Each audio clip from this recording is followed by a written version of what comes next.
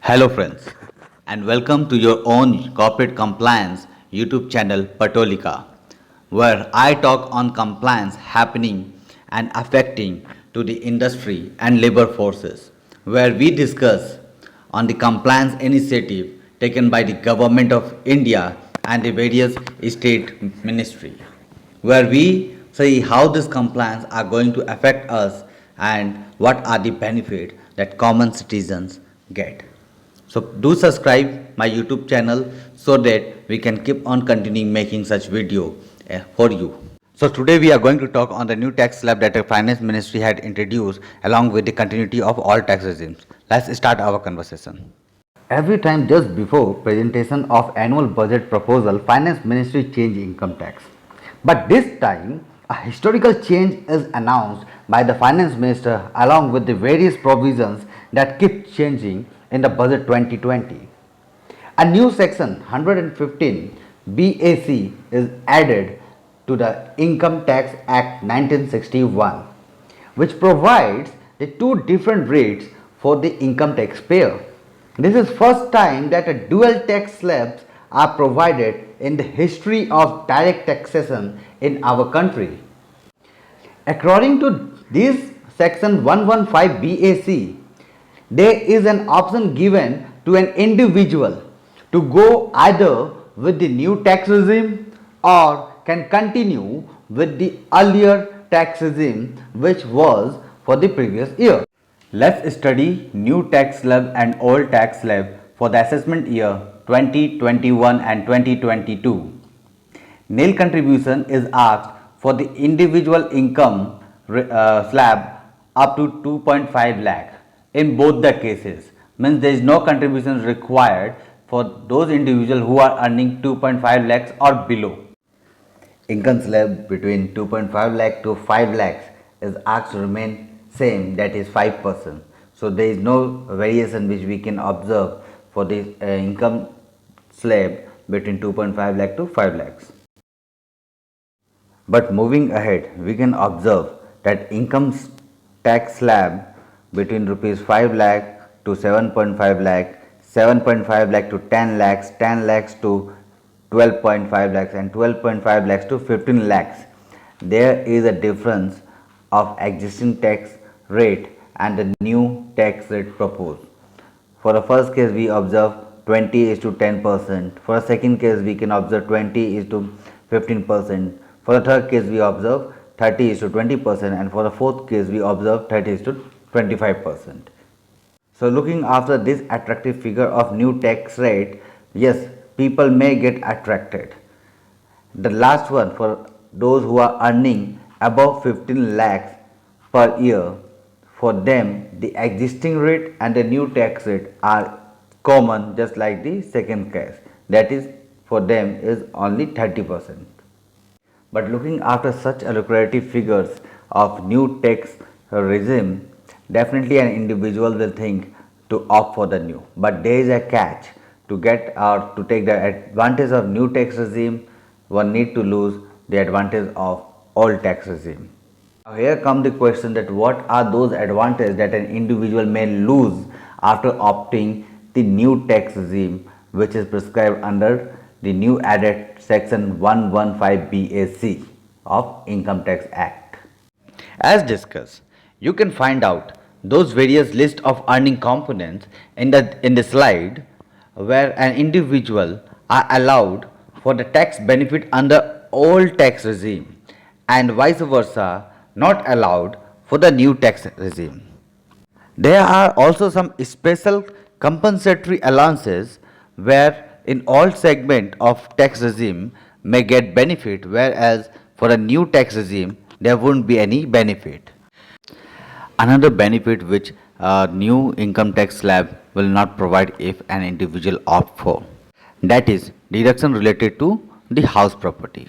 Now when an individual who borrowed the amount to purchase or construct or repair his self-occupied house property or the house which cannot be used by the assessees because of his or her services, business or professions etc.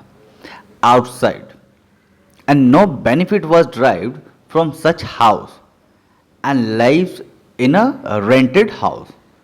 In such a situation, the annual value of self occupied house property is treated as nil.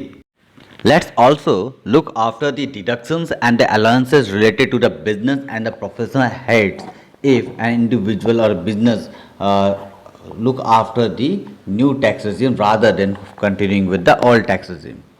Number one is the additional depreciation allowance to the manufacturer and the power generations or transmission or the distribution which is available under section 32 subsection 1 double 2A double IA of the Income Tax Act on the purchase of new plant and the machineries. Number second, accelerated depreciation which is allowable to the manufacturers under section 32 AD on the purchase of the new plant and machinery in some of the backward area. Number third, if the deduction related to the tea development account or the coffee development account under section 33 AB. Number 4, the deduction which is available on carrying on any business consisting of prospecting for an extra extractions or productions of a petroleum or natural gas under section 33 ABA in India. Any scientific research donation to National Laboratory, University, IIT allowance under section 35 to AA, deductions available under section 35 AD to the specific businesses to the full amount of the expenditure incurred toward the plant and machinery, a weighted deductions allowed under section 33 triple C of an agricultural product. Now let's see deductions available under chapter 4A of Income Tax Act.